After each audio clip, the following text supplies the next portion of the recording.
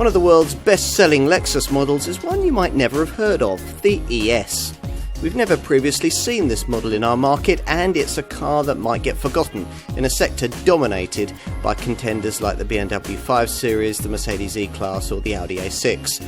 Yet it doesn't deserve to be. It offers non-plug-in, petrol-electric hybrid power for less than you pay for a smoky diesel version of a Teutonic competitor, and much more equipment too. If you want to spoil yourself in this segment and luxury and low running costs take precedence over drive dynamics, the ES could be an appealing package.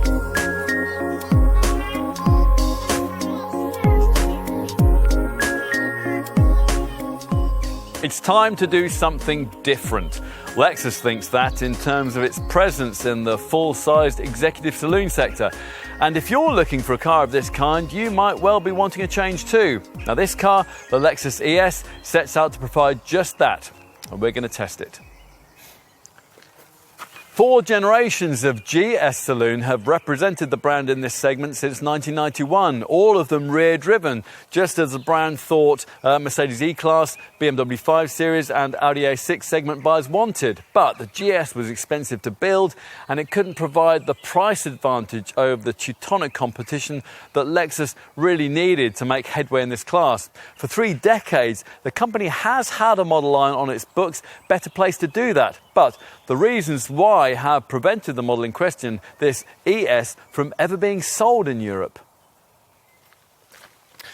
Put simply, the ES model's engineering has always been more affordable because much of it has been shared with the humble Toyota Camry sedan that US buyers love so much.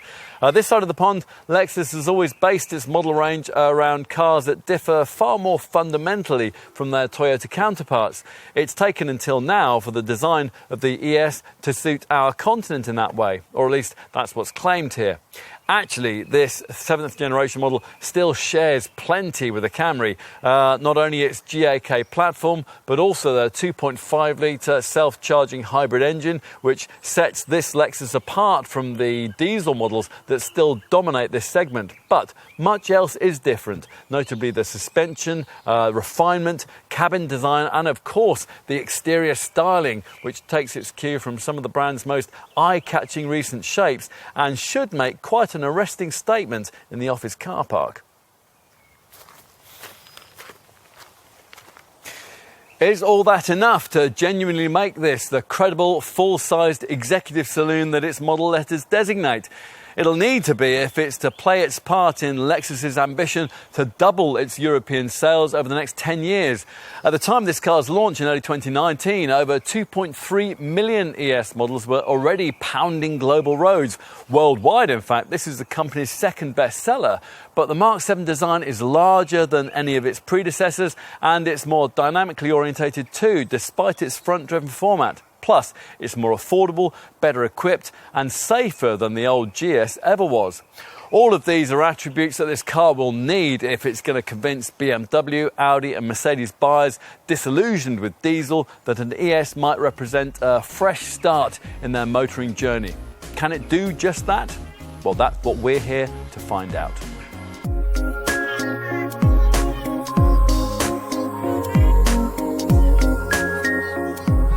It's always good when you stick to what you're good at. Now, since the early 90s, Lexus has been plying its trade in the full-sized executive saloon segment with its rear-driven GS model.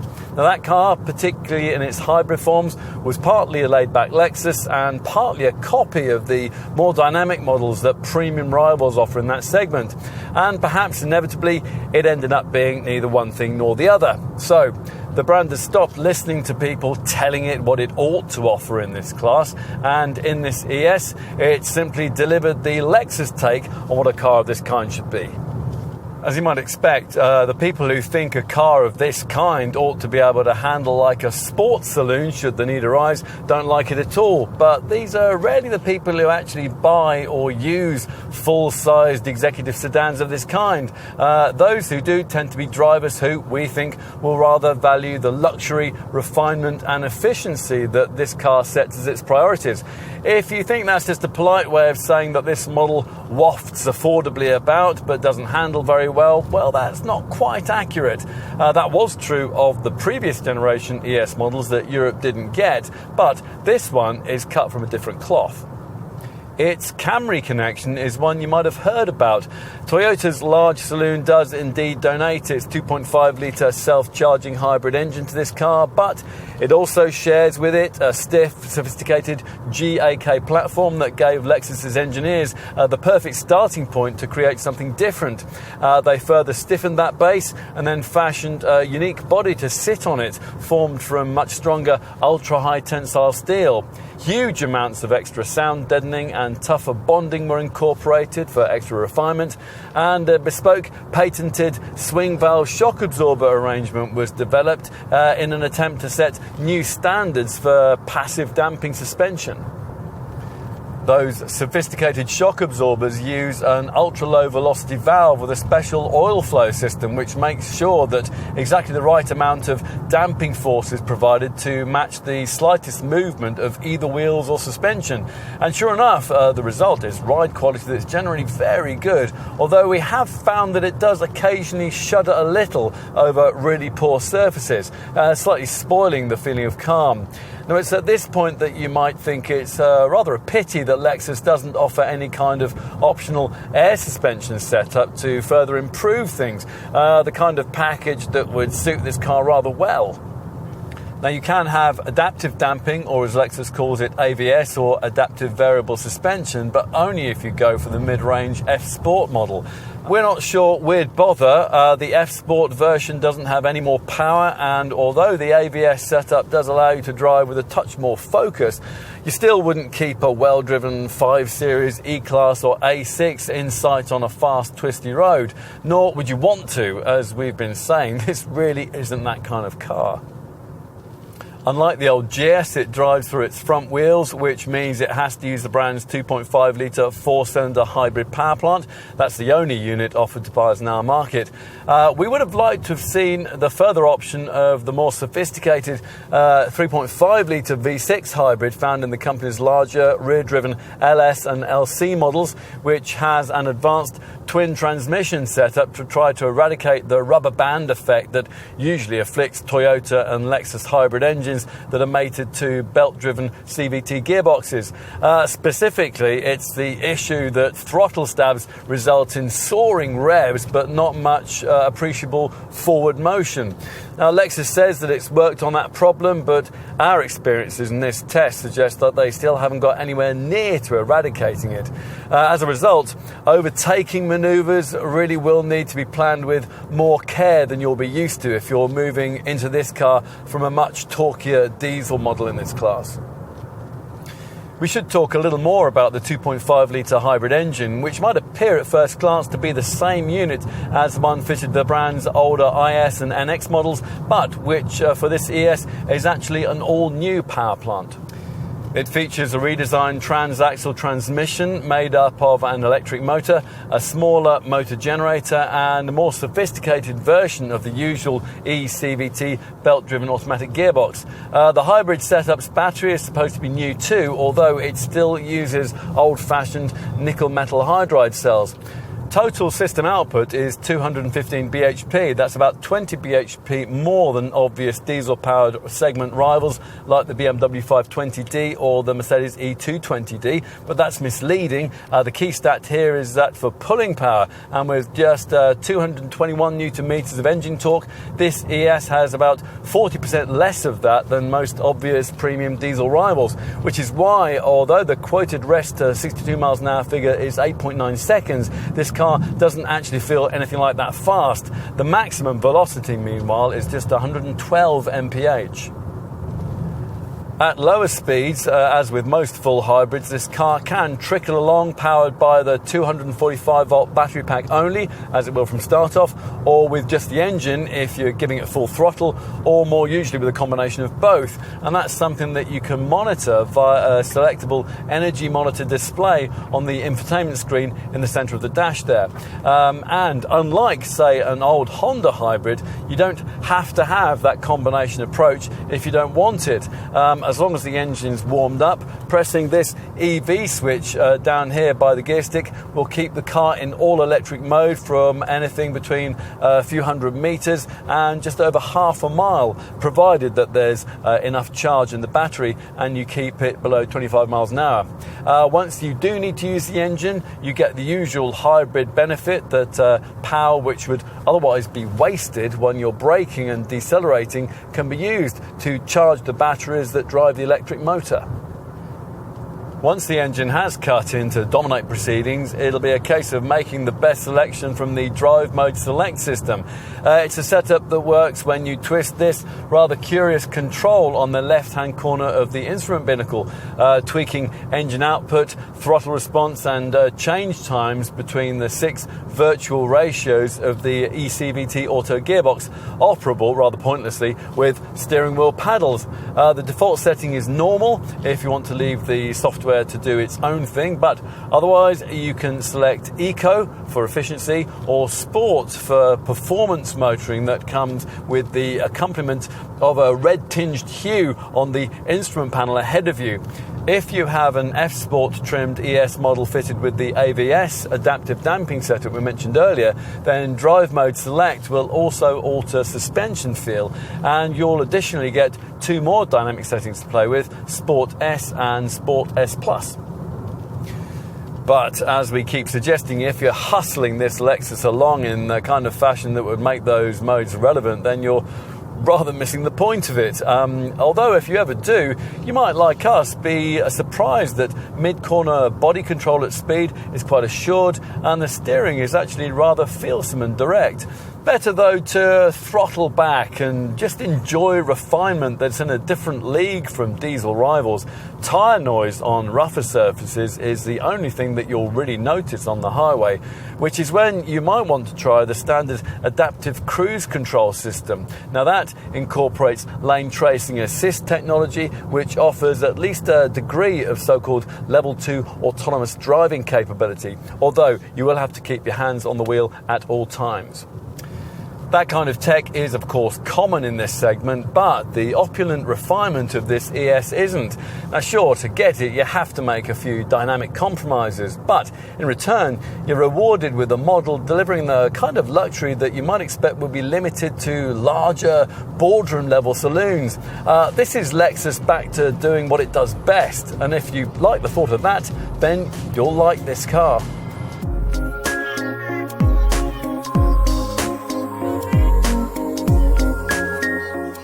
The looks of this car will be a major determining factor in making people want to try it. Quite a bit has been borrowed from the Lexus brand's top boardroom-level luxury saloon, the LS, and that's a good thing in our book. It gives this ES a car park presence that German rivals struggle to emulate. It's longer, wider and slightly lower than the old GS model, and it's considerably bigger than the previous generation ES designs that our market didn't get, none of which were large enough to be credible, full-sized executive saloon rivals to key European players like BMW's 5 Series, the Mercedes E-Class and the Audi A6. This 7th generation ES very definitely is, and in profile its increased size is very evident. At nearly 5 metres in length, it's actually one of the lengthiest contenders in the full-size part of the executive class. 36 mils longer than an Audi A6, for example.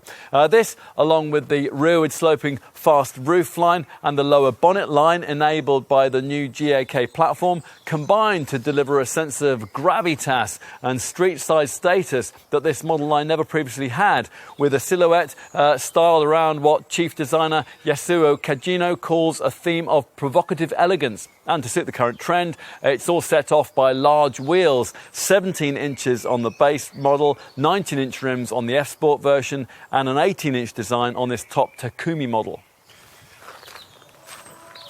Now, this being a Lexus, the detailing is almost obsessively intricate, with elegant bars that radiate from the centre of the brand's signature spindle grille. That's a feature redesigned with a unique cross-hatched look for the more dynamic F-Sport model.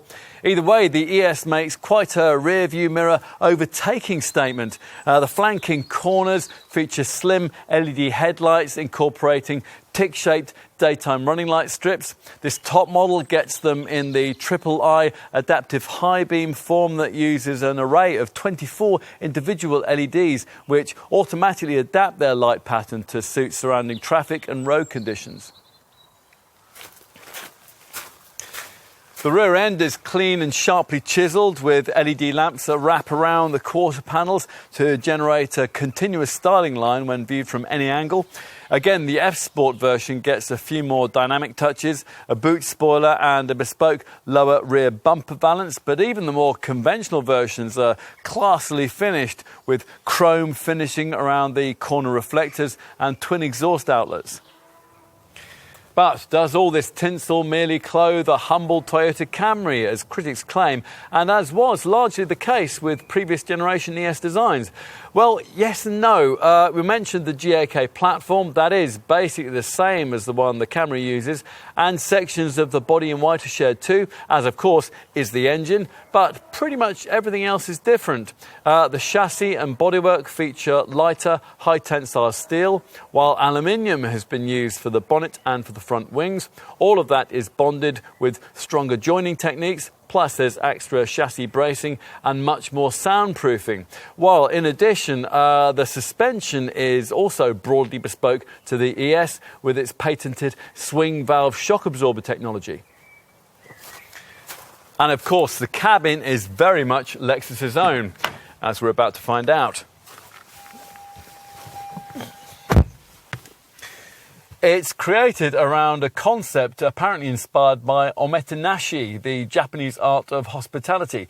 Sounds ridiculous, works a treat though, based around a seat-in-control approach designed to ensure that from the moment you get in, all the controls you need are within reach and all the information you want is in plain view. Every rival will claim this too, but you might well find that the way that this Lexus goes about achieving it to be refreshingly different if your middle management motoring life so far has had a Teutonic theme.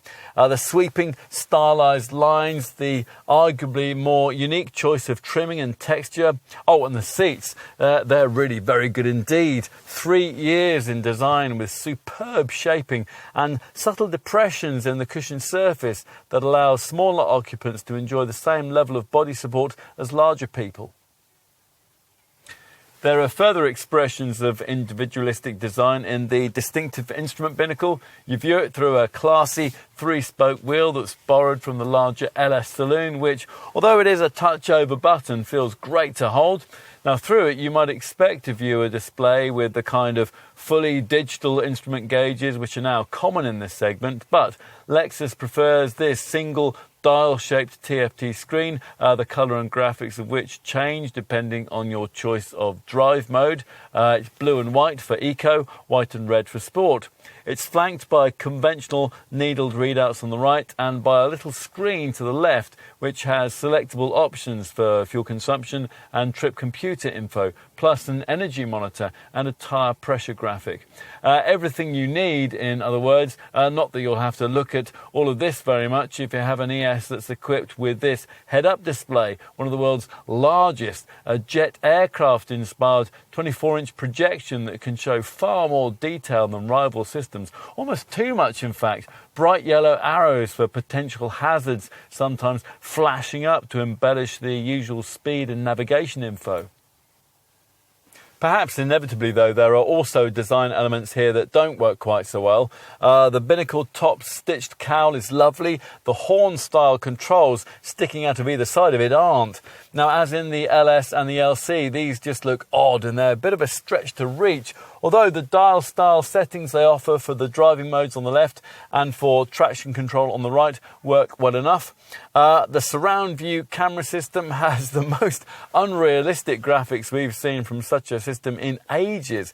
And rather more significantly, we just don't understand why so many of the functions of the brand's Lexus navigation package have to work via this fiddly touchpad down by the gear stick, which is almost impossible to use properly on a bumpy road, and it's generally much less intuitive to use than the simple circular dial that you'll get with a rival BMW iDrive infotainment setup. Fortunately, you do get a little rotary controller and some proper buttons at the bottom of the centre stack to operate the audio system. And there's a proper CD player nearby. And that's a feature that's becoming increasingly rare in modern cars. As for the other infotainment functions, well, accessing those via this maddening touchpad is for us still better than having to stab away at a touchscreen, as you would have to do in a rival Jaguar XF. And it's also better than fiddling with the haptic, touch-sensitive dash buttons that you have to use in an Audi A6.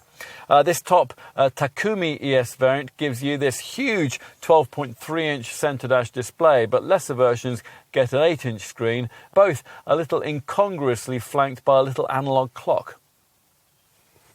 The bigger screen, which is available as part of an option pack on the F-Sport, is certainly nice to have. The sheer size of the monitor makes up for the fact that you can't replicate the navigation mapping graphics into the instrument binnacle, as is possible in rival models.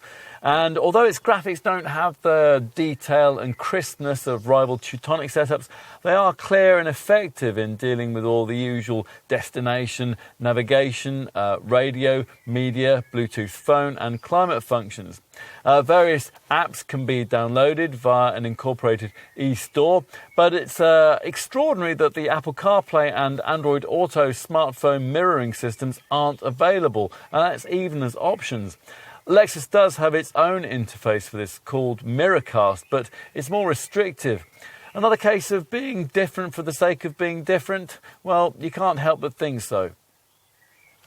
As mentioned earlier, though, quite a lot of the efforts at differentiation are very welcome. The stitched dashboard, which looks a little plain on the base model, comes alive when it's fitted with these lovely Shimamoku trim inlays, and it features vents with an intuitive style of output, courtesy of the Climate Concierge system. Now, this uses infrared technology to monitor the body temperatures of all the car's occupants, and it adjusts the climate control settings to suit, even taking into account factors like sunlight shining into one side of the cabin.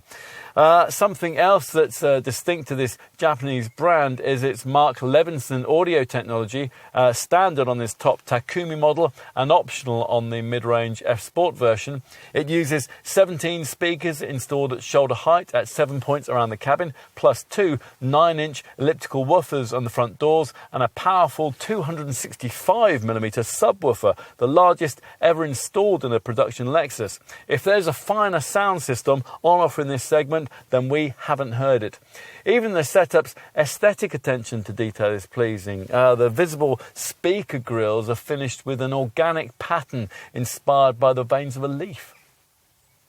Build quality from the Japanese factory is faultless, and little touches like the natural leather creasing on the lidded top of the storage area between the seats also impress. Although if you look hard enough, you can find lower quality plastics used in various places, around the door bins and in this deep cup holder bin behind the gear stick, for example, which brings us on to stowage space. This covered flap in front of the touchpad rises to reveal another cup holder, a little compartment and twin USB ports along with an aux in point. For a 12-volt port, you have to look in the deep covered bin between the seats I just mentioned, which is also where the wireless charging mat will be if you've a trim level that includes that. Neither the door bins or the glove box are particularly large, and Lexus has forgotten to include an overhead sunglasses compartment, but you do get the little storage cubby down by the driver's right knee, recesses in the door pulls, and ticket slots on the sun visors. Finding an ideal driving position on these superb electrically adjustable seats is pretty easy, and it's aided by standard powered steering column adjustment too. Some of our taller testers, though, would have liked to be able to position the chair a little lower and preferred the extra cornering support offered by the more dynamically designed seats fitted to the F-Sport model. Forward visibility is fine, but your over-the-shoulder view is rather compromised by the sloping roofline and by the narrow rear window, which is probably why all-round parking sensors and a reversing camera are standard fit features. Time to try the rear. Now, earlier we mentioned that this ES is one of the longest cars in the segment, but somehow Lexus has managed to translate that into a design with the shortest wheelbase in the class. That, along with the fact that this car also has the lowest roof height in the sector, doesn't bode well for back seat space.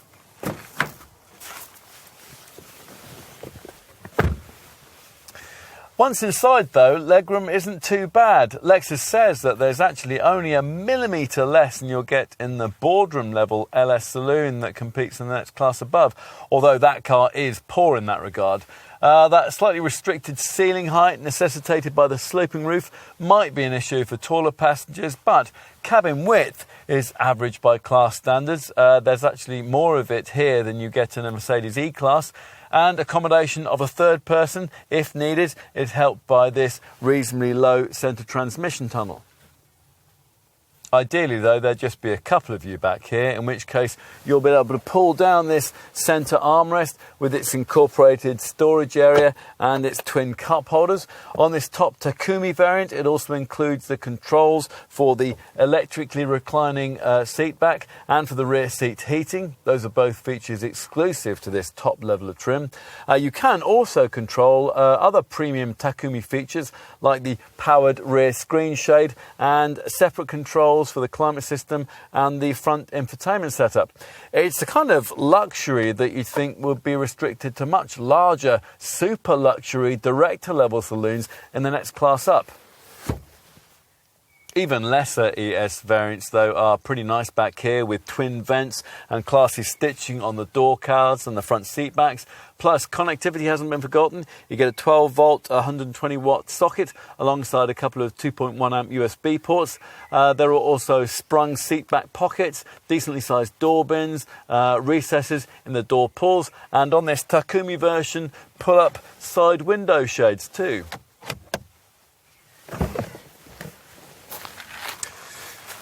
Finally, let's take a look at luggage space, an area that in the past with hybrid Lexus saloons has tended to be compromised in size. For this one, though, the brand's designers were able to work with a more compact nickel metal hydride battery pack featuring a 120mm reduction in height and a more compact cooling system, which in turn meant that they could relocate that pack under the back seat rather than in its usual position in the boot. Has it helped? Well, let's see. For the electrical booter operation we have here, you have to have opted for top spec Takumi trim. You get foot operated functionality too, which is useful if you're approaching the car key in pocket, loaded down with bags. A little disappointingly, given all the design changes just mentioned, the space revealed, which is accessed through a rather narrow opening with a significant lip at its base, is actually 11 litres less than the old GS 450h hybrid saloon model offered. You get a 454 litre capacity, which, although it is probably quite sufficient for most likely owners, is quite a bit down on what you get from obvious segment diesel rivals. For example, it's 76 litres down on what you get from an Audi A6 or a BMW 5 Series and 86 litres less than a Mercedes E-Class.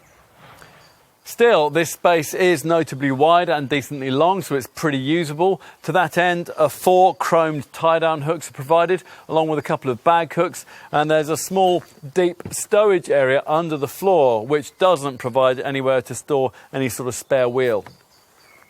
For longer items, a ski hatch is provided. Yes, even if you have a Takumi variant like this one with a powered reclining seat back.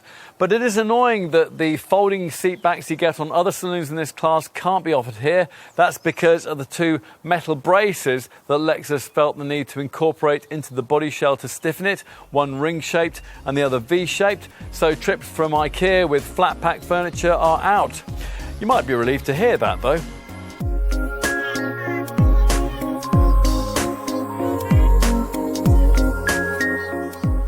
The ES range is pretty straightforward. There's single saloon body style and 3 levels of trim: standard ES, F Sport and the top Takumi version that we're trying here.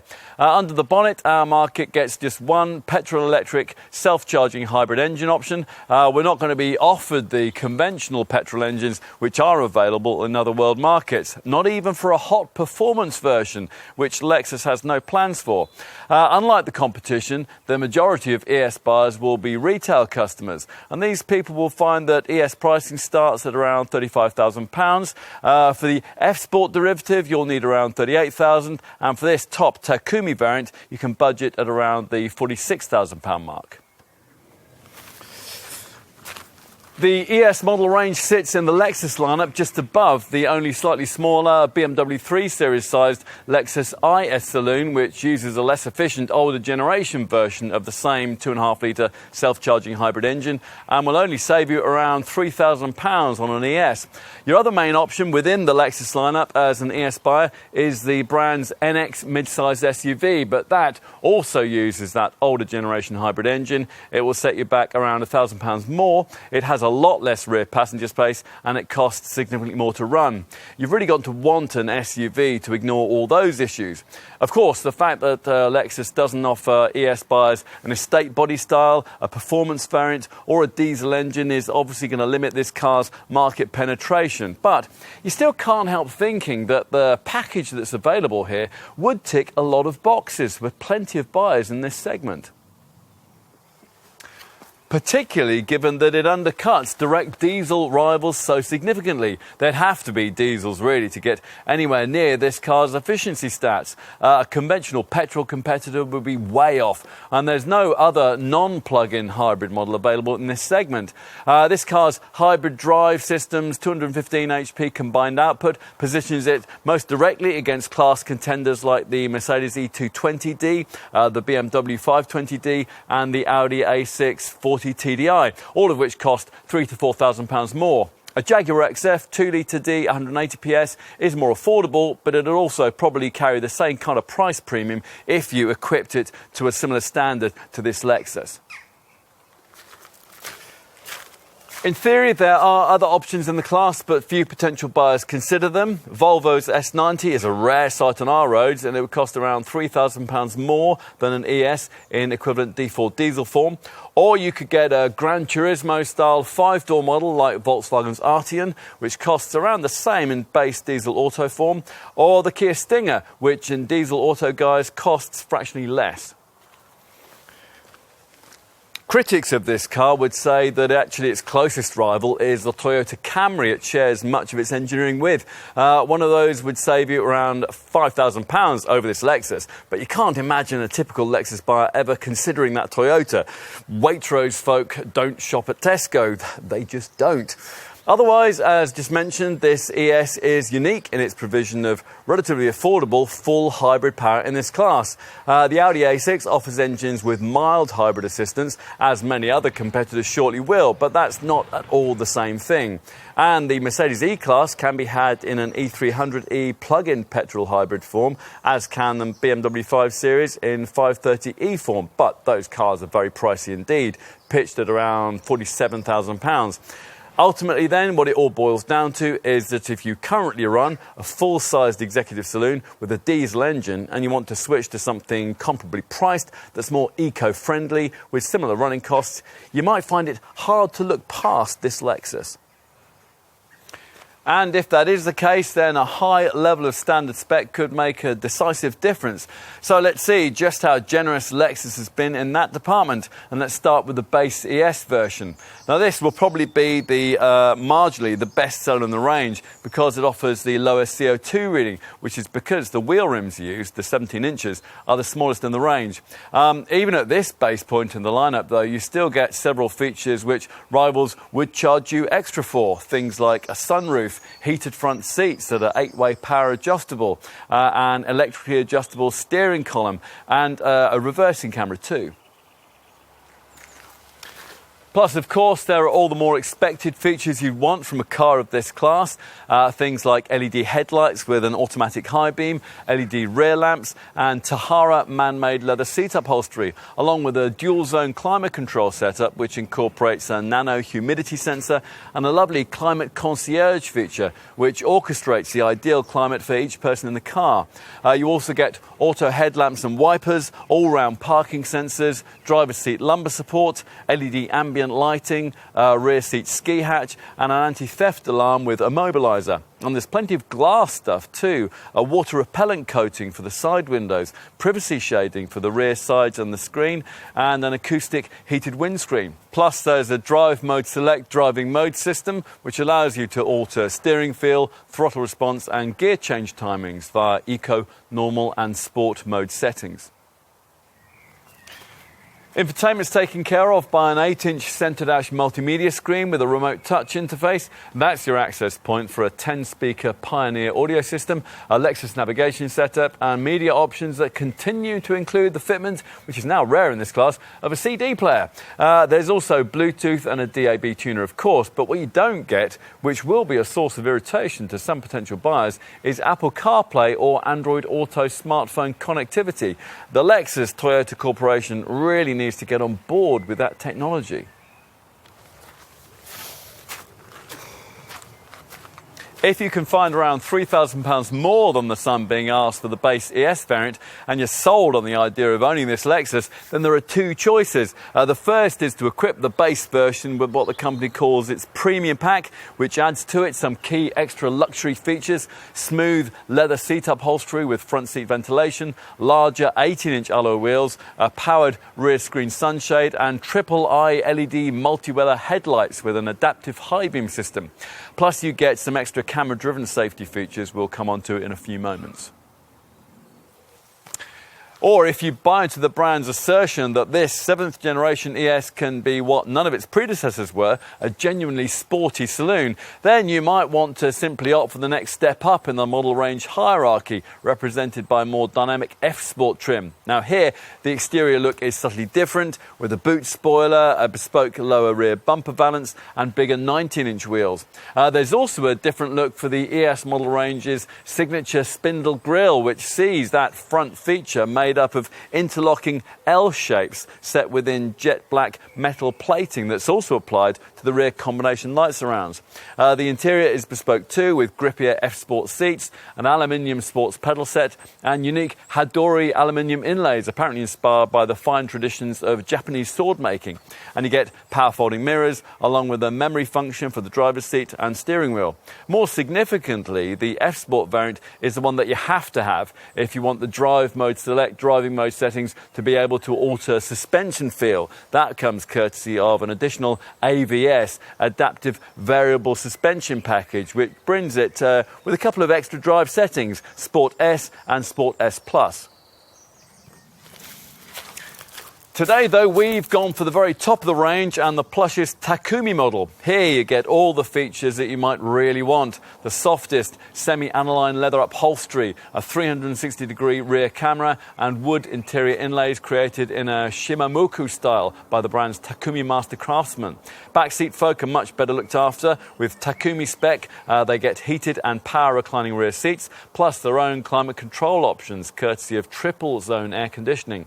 There's a powered boot lid that you can raise with a kick of your foot beneath the bumper, and a much larger 12.3-inch screen for the Lexus navigation system. Plus you get 18-inch wheels, a card key, a wireless charger, a head-up display, a powered shade for the rear screen, and manual shades for the rear side windows. Oh, and there are the triple eye LED adaptive high beam multi-weather headlights that you have to pay extra for elsewhere in the range.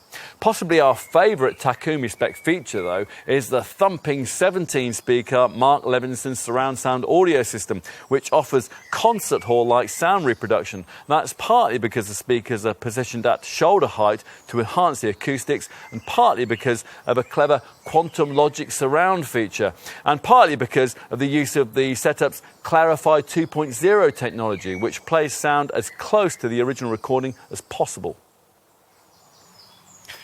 On to options. Now, refreshingly, you don't get pages and pages of these, as is the case with more established premium rivals. So we can keep things relatively straightforward here. Now, we've already covered the optional premium pack, which is available on the base ES. Well, the mid-range S-Sport version has a couple of bespoke option packs too. If you've chosen that variant, a payment of £700 more gets you the Tech and Safety pack. Now, that gives you a wireless charger, a heated steering wheel, and those triple eye LED adaptive high beam multi-weather highlights we keep talking about. Alternatively, if you want to add the luxury of the top of the range model into an S-Sport derivative, then you might be persuaded to find £4,000 more for the Takumi pack, which will equip you with a lot of the flagship version's extra features. The larger 12.3-inch Lexus navigation screen, a head-up display, the powered boot lid with kick sensor, and that superb Mark Levinson sound system. Plus, there's a powered rear sunshade. Otherwise, there's not much else to spend your money on. Bear in mind that unless you want your ES finished in solid black, that's the only standard colour, you'll have to pay extra for metallic paint, like this particular car's Mercury Grey shade, or a lot more for one of these special metallic paint shades, Sonic White, Sonic Titanium, or Azure Blue. You might also want to add in illuminated door scuff plates and a protection pack.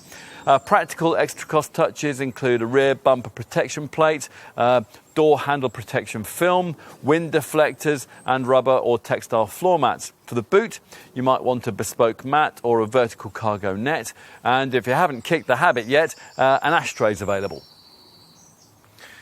On to safety stuff. You'd expect a proper large executive segment saloon to also go large when it comes to cutting-edge camera-driven safety equipment, and the ES does, courtesy of the standard inclusion of the brand's Lexus Safety System Plus pack, which includes 6 key elements. As you'd expect in this day and age, one of those is autonomous braking. Lexus calls it a pre-collision safety system, one of those that scans the road ahead as you drive in search of potential collision hazards. Now, if one's detected, you'll be warned. If you don't respond, or perhaps you aren't able to, then the brakes will automatically be applied to decrease the severity of any resulting accident. Now, the setup has recently been improved with increased sensitivity and dynamic range, so it can cover daytime cyclist detection and nighttime pedestrian detection too. The other 5 Lexus Safety System Plus features can be quickly covered. Lane Keeping Assist warns dozy drivers who've drifted over delineating lines on the highway and helps them back into lane. Sway Warning sounds an alert and displays a warning if steering input, lane positioning and vehicle sway suggest that the driver's fatigued. Traffic Sign Recognition pictures road signs on the move and then displays them for you on the dash. And Automatic High Beam remotely dips your headlights for you at night. There's also adaptive cruise control. Now, that will automatically keep you a safe distance behind the car in front on the highway, and it also incorporates lane tracing assist technology, which offers at least a degree of so-called level 2 autonomous driving capability, although you have to keep your hands on the wheel at all times. Of course, safety isn't only about camera-driven tech, although you would be forgiven for thinking that these days. It's probably equally relevant to note that this 7th generation ES model's much stiffer GAK platform and tauter global architecture structure makes it significantly more crash-resistant than this design used to be. And just to make sure, the cabin features no fewer than 10 airbags. There are twin front, side and knee airbags, rear outer passenger side airbags, and curtain shield airbags to shield from splintering glass and window intrusion. Plus, as you'd expect, there are features like a tyre pressure warning system, ISOFIX child anchors on the 2 outer rear seats, hill assist control, and the usual electronic assistance for traction, stability and braking. If you want more, then opting for a premium pack equipped version of the base ES or this top Takumi model also gets you 2 further camera-driven features: a blind spot monitor that works on the move to stop you from dangerously pulling out to overtake in front of another car, and a rear cross traffic alert system which will warn you of an approaching vehicle when you're reversing out from a parking space. Now, earlier we also mentioned the adaptive high beam headlamps that you get with option packs or on this top Takumi. They're really worth having. They use an array of 24 individual LEDs and a system that can automatically adapt the light pattern to suit surrounding traffic and road conditions.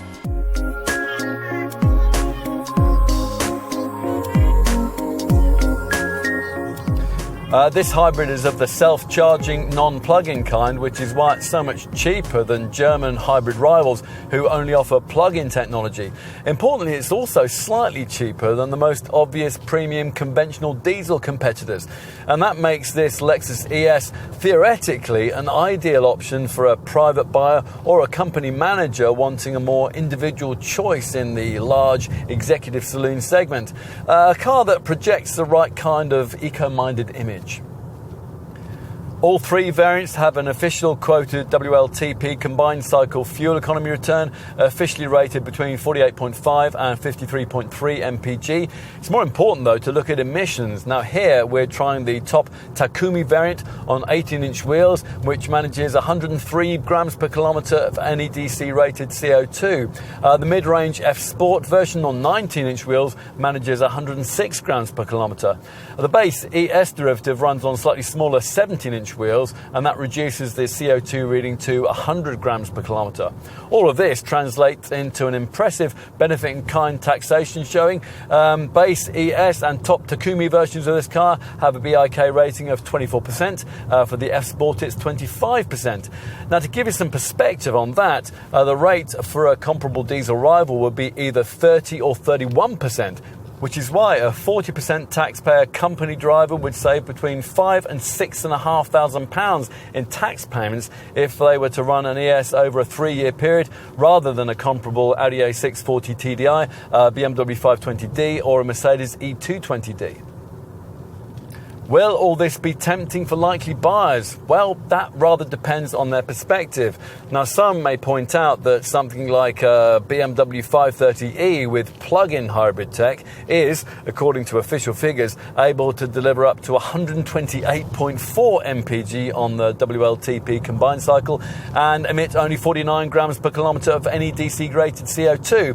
That's quite a difference. In response, Lexus points out, quite reasonably, one, that those official figures aren't even close to being realistic pointers to what you get in day-to-day motoring, which is true. Two, that cars like that BMW and a comparable Mercedes E300e cost more than 30% more than an ES. And three, that surveys show that most owners of PHEVs often don't even bother to regularly plug them in. Now, arguably, without that electrified element, a plug-in model might be even less economic than an older tech self-charging hybrid like this one, arguably. Anyway, you can debate all this until the cows come home. Let's say that you've decided that you like this ES and you want to justify its purchase. If so, then we'll help you to do that by pointing out that this 1.75-tonne piece of Oriental hybrid-powered real estate is as economic as a 1.1-litre Fiesta and much cleaner. To more relevantly put its fuel and CO2 figures into class perspective, a comparable diesel-powered rival, say a 2-litre Audi A6 TDI, manages 62.8 mpg on the combined cycle and 117 grams per kilometre of CO2, which is about par for the course in the segment. In other words, if you switch from a black pump fueled model in this sector, with this Lexus you'll lose a little in terms of economy, but that'll be compensated for by the cheaper fuel you'll be putting into its 50-litre tank, and you'll gain a lot in terms of your emission status. To get anywhere near the fuel figures being quoted here, you'll need to keep the car locked into the Drive Mode Select System's Eco Mode, which moderates throttle response and engine power output while tweaking the climate control. At highway speeds, this setting also lets you coast with the engine off, which saves more fuel. Throughout all of this, you'll also need to keep a very careful eye on the hybrid system indicator, which replaces the usual rev counter on the dash, making sure that the needle stays as often as possible in either of the blue eco or charge zones. Of course, during much of your urban motoring in this hybrid Lexus, say when you're inching along in traffic with the engine seamlessly disabled and battery power in motion, you won't be using any fuel or emitting any emissions at all. Plus, it helps in this respect that cold weather operating efficiency has been improved with the brand's more recent hybrid technology. Now that means that whereas previously a chilly morning might have seen the drive unit default straight to the petrol engine on startup, now it's rather more likely to revert to the preferable electric mode as you glide out silently into the traffic. And that's a pretty cool sensation in a car of this kind. At higher speeds in an ES300H, you'll need to bear in mind that the quoted fuel figures are even more heavily dependent than normal on the driver assuming a significant degree of restraint. Certainly to get anywhere near even the 40 miles per gallon mark in day-to-day use with the hybrid version of this Lexus, you'll need to keep the car locked into the drive mode select system's eco mode. Now that will moderate throttle response and engine power output while tweaking the climate control. You may also want to keep an eye on the useful graphical fuel consumption display, which is provided as part of the infotainment system's info section. Now there are trip info and past record screens, so you can gauge your ongoing success in fuel economy and energy regeneration. What else might you need to know about running cost issues? Well, buyers may need reminding that petrol-electric Lexus models no longer qualify for free congestion charging. And on the subject of taxation, the Takumi and F Sport variants attract a VED annual road tax band of F. For the base ES model, it's band E. Essentially, you're looking at around £130 a year for the entry-level derivative, which represents a very modest saving at around £10 a year over a comparable diesel model's VED figure. Bear in mind, though, that because this top Takumi model's list price is over £40,000, it attracts a £310 VED surcharge for the first 5 years of ownership, as will an F-Sport version equipped with the Takumi option package. Residual values are expected to be a couple of percentage points behind obvious diesel rivals, but they still look pretty healthy. They're predicted to be between 41 and 46% of original value after 3 years. For comparison, the old GS model managed between 37 and 44% in its lifetime. Remember too that when you're considering depreciation, an ES is better equipped than many of its rivals. To match this car's spec, you'd have to spend extra cash on options with those cars, and that's money that you'd be unlikely to get back at resale time. Where Lexus could do better, though, is in the warranty it provides. Although there is a 5-year package to cover the hybrid engine, every other part of the ES package has to be covered by an unremarkable 3-year, 60,000-mile deal, which doesn't seem overly generous in this day and age. That's particularly since parent company Toyota offers 5-year cover on its models. You can, of course, pay extra to extend that cover, but in our view, you really shouldn't have to.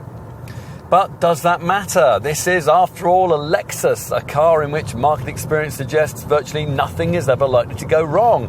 The facts are that hybrid technology generates fewer warranty claims than conventional petrol or diesel engines do, and if something ever should happen, so charming and helpful are the award-winning dealers in the network that you may end up being almost glad that it did.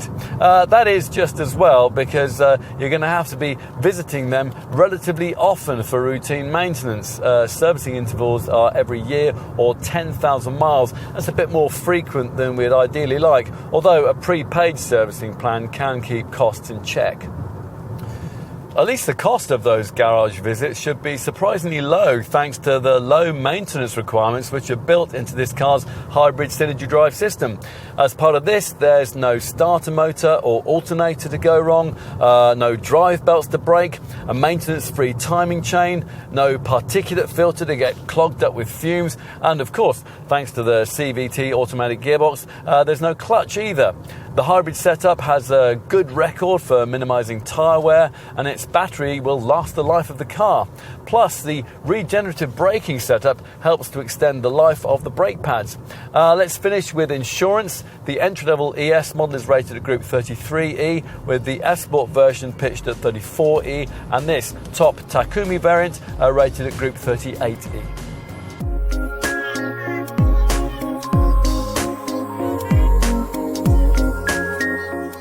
car magazines will tell you that most buyers in the full-sized executive sector expect a highly tuned degree of handling finesse from their saloons, which of course is rubbish. The average business buyer of a car of this kind wants comfort, luxury and the lowest benefit-in-kind taxation position possible as part of an exemplary low running cost proposition, all of which the ES delivers better than any other contender in this segment.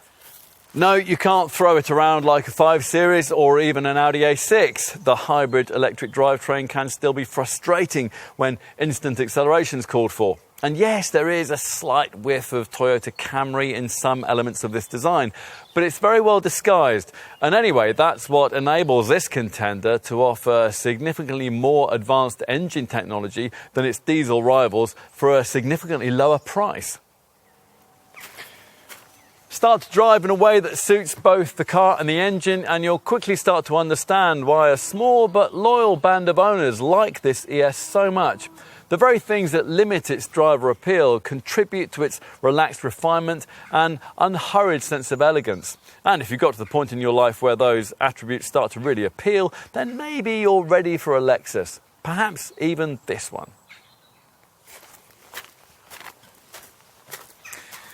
From a Lexus point of view, this car does rather marginalise the role of the slightly smaller IS Saloon in the range, but that's their problem. If you're choosing this segment, then yours is whether you'll continue to select a full-sized Executive Saloon based on the choice you've maybe always made and perhaps some sense of perceived sportiness. If not, then the ES has quite a case to make. One thing's for sure, if you're after the most rational choice in the class, then you're looking at it right here.